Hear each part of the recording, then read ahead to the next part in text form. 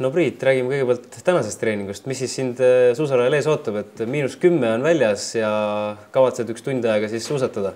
Ja ma käisin eile oli ka -10, aga eile ei olnud tuult ja siis tulid ühed suusatajad, kes siis ütlesid, et oi, et kuidas ma julgen nii tulla, et mul ei ole seda puffi peas ja neid paksu dressipükse jalas ja mõtlesin, et noh,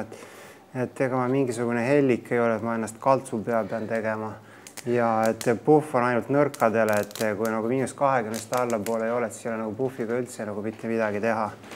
Ja mehed on nõrgaks muutunud, et ma vaatan, et siin on -3 kraadi väljas, juba topitakse endale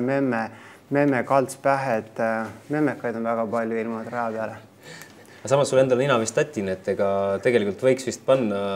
maski ette küll vahest. Ei, nina on sellepärast, see on nagu talvel kogu aeg nina jookseb, et kui on juba +10 allapoole, siis kohe hakkab nagu nina jooksma, et see näitab, et organism toimib ja ained käivad organismist läbi ja jääkained siis eemalduvad organismist. See on nagu kõik tipp-topp ja kõik on kontrolli all. No näed, ma tegelikult olin veendunud, et ma olen valinud meie esimesse suusavõlude saatesse suurepärase saatekülalise, sest tõesti, et sa ei ole mitte see mees, kes räägib, vaid ka teeb, et sul on väga head tulemused ette näidata viimaste aastatega. Ma ise, kui ma võtan Tallinna maratoni, siis ma olin 129. Priit Pullerits oli vist 82. Kaotasin 7 minutit sulle, et kuidas on, kas sa võrreldes eelmise aastaga tunned sa, et see hooaeg on ettevalmistus paremini läinud või kuidas sa eelmise hooaega võrreldes? Ma olen teinud väiksed korrektiivid, et minu treening on kogu aeg käinud aastast aastast järjest aeglasemaks, et siin on targad mehed õpetanud seda, et alates Kalmer Trammist ja jätkates siis Margus Aderiga ja Jaak Teppan on siin vahepeal raja äärest nõu andnud ja et sõida ikka aeglasemini ja nüüd ma siis sõidan juba, et peaaegu olen siin Tartus Dendro pargis üks kõige aeglasemaid mehi, et loodan, et see siis äkki annab tulemust ka, aga kui ei anna, siis ma tõmban need mehed liistule ja küsin, et miks te mulle vale nõu olete andnud. No jah, ma tean, et Mattias Fredriks on selline, kui nüüd tõmmata Pipsporti üks selline paralleel, sest ega tegelikult Priit Pulleritsu treeningud on ju tõesti, ka tippsportlased vaatavad seda juba sellise pilguga, et tõesti Priit teeb väga professionaalsel tasemel trenni, et kas kui Mattias Fredrikssonil 95% oma treeningutest on aeroobses treeningfaasis, et kuidas sinul on? On see siis ka juba niivõrd paljud on sellist aeglast treeningut, et juba enamus sellest treeningust ongi selline mitte väga suure hapniku tarbimisega? Mina ei tea, hapniku läheb nii palju nagu läheb ja senikaua teda looduses jätkub, seni tuleb teda tarbida, et selle ma arvalt ei maksa nüüd kokku hoida ega kliima sellest ei soojene ega jahene, et mina ei tea nendest lävedest nagu mitte midagi, et ma olen nii vana mees, et nii kuidas enesetunne on, nii teen ja minu arvates see pulsikellaga käib Eestis üks liialdamine, et mehed panevad selle peale, siis nad kuulavad seda ja siis nad lähevad kodu ja imetlevad oma kõveraid, aga ma pean kihlada ainult võib-olla 10% on nendest, kes oskavad siit ka mingisuguseid järeldusi teha, et ülejäänud jaoks on see puhas mänguasi.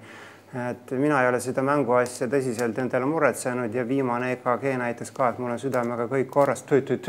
kohustuslikus korras üle õla, nii et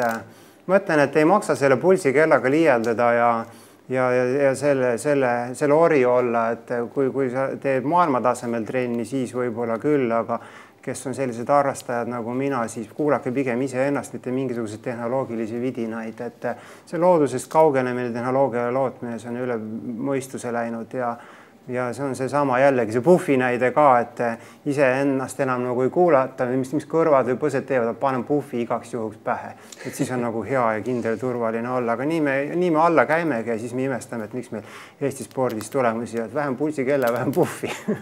Väga hea mõte tegelikult, sest ega ma ise ei ole kunagi elus pulsikella kasutanud ja ainult enesejärgi järgi treeninud, aga kui nüüd selleks hooajaks mingisuguseid lubadusi jagada, et oled sa valmis ka mingisuguse väljakutse vastu võtma minu poolt, et me nüüd lähme koos trenni tegema ja vaatame, et kuhu kõvad mehed me siis nagu oleme, et kuidas tehnika on, aga sinu eesmärk näiteks Viru maratonil 30. jaanuar,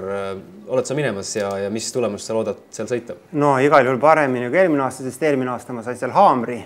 Nii et kui ma see aasta haamrit ei saa, siis on juba nagu parem tulemus. Et tegelikult Viru maraton, Alutaguse maraton, nende tulemused ei loe mitte midagi, et Eestis loeb ainult ühe võistluse tulemus, see on Tartu maratoni tulemus, et ma isegi Viru maratoni mäletan seetõttu, et ma jäin napilt 100 sisse, seetõttu mul on meeles, et ma olin 97, aga mis ma muud olin, et ma 100 sees olin seal kusagil 80 kandis. Seda ma ei tea, aga Tartu maratonil ma olin 146, aasta tagasi ma olin 155 ja minu vanuses on see päris korralik edasiminek 45-aastasena. Mu isa ütles, et oo poeg, et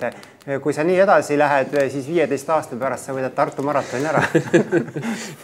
Nii et sel aastal tegelikult on jälle Priit Pulleritsu eesmärk oma eelmise aasta Tartu maratoni tulemus üle sõita. See oleks nagu maksimum eesmärk, isegi kui koha võrra kõrgemale saab, aga tuleb realist olla. Ma vaatan, kui palju siin on tegelikult inimesi välja tulnud ja kes on minust hulkmaad nooremad, see noorus maksab, kes harjutavad tegelikult sugugi mitte vähem kui mina, kes on andekamad kui mina, kellel on rohkem ajaressurssi, et Põhja-Soomes kusagil laagris käia. Et see, kui ma suudan säilitada eelmise aasta taset, ma arvan, on nagu kõva näitaja ja see, kui õnnestub kuskil tulemust parandada, siis see on lausa megahüpe, kas või ühe koha võrra või mingi, ma ei tea, 10 sekundi võrra. Kui andekusest veel paari sõnaga rääkida, siis kuidas sulle endale tundub? Oled sa rohkem klassika või vabatehnika mees? Ma ei ole kummagi mees, ma pole üldse suusamees selleks, et ma ei suuda rinnalt vast 40 kilo ka mitte üles ajada. Kunagi Erki Nool vist pani 35 kilo peale ja siis pidi Tõnu Kaukise Tallinnast appi kutsuma, et minu pealt kange ära saada. Lõpuks siis said ja nii ma ellu jäingi, et ma olen nagu jooksumees ja pikamaa mees ma kohe kindlasti ei ole. Omal ajal ma jooksin 800, aga siis, kui distants oli juba 1500, siis oli see minu jaoks üle mõistuse palju. Aga kui siin kästakse 40 või 50 või 60 kilomeetrit suusatada, siis andekusega ei ole siin küll midagi tegemist, et andekus siin ei aita seda. Et tegelikult sinu sõnum ju tegelikult harrastussuusatajatel on, et selleks ei ole vaja olla mingi andekas mees, et sõita Eestis murnusuusatamises MTS Tolopat maratonidel 100 sisse, et selleks on vaja lihtsalt õieti trenni teha.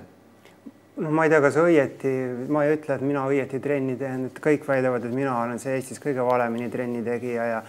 ja ega rahva arvamus on, see on kindlasti mingisugune tõde ka, aga küllap see füsioloogiliselt on nagu midagi antud, et kui su kehakaal on nüüd 72 ja pikkust on 187 ja VO2 maks ei ole mul midagi erilist, see on alla 60 igal juhul, vanus see on siin väga oluline näite, siin midagi teha, et siis ütleme juba need annavad mul selge eelise võrreldes mõne mehega, kes on seal 98 kilogrammi ja kellel on rasvaprotsent on hästi suur ja VO2 maks ei ole isegi sinna 55 peale, siis tal põhimõtteliselt ei ole nagu midagi oma vastu teha kahjuks. Et pigem on see nagu füsioloogilised sellised eeldused ja eripärad, mis väga palju aitavad, aga kindlasti treenitus ka, sest ma mäletan, et kui ma ikka siin 10 aastat tagasi uuesti hakkasin veidikene vanus uuski alla panema, siis ma ei jõudnud nagu 3 kiltiga sõita, oli juba hing paelaga kaelas. Kui enamusel on loomulikult läbi Priit Pulleritsu väga kuulsa blogi juba need treeningud kõik pähe õpitud ja treeningmahud teada, siis mind küll huvitaks, et kui palju keskmiselt nädalas treeningtunde koguneb? No praegu vast kuskil 8.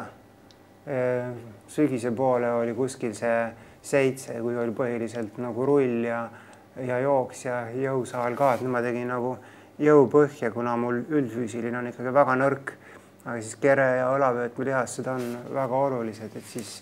neid siin tegin kuu ajaga nagu 15 jõusaali trenni ja nüüd siis sellega lõpetasin ja nüüd lööb ainult erialane suusa ettevalmistus, et eelmine nädal oli kusagil pealt veidi 8, üle-eelmine nädal oli kuskil 8,58 vist selline näitaja, aga sinna sisse läheb ka, ütleme, see soojendus- ja lõdestusjooks, mis mu siit on koduni kilomeeter ja tagasi.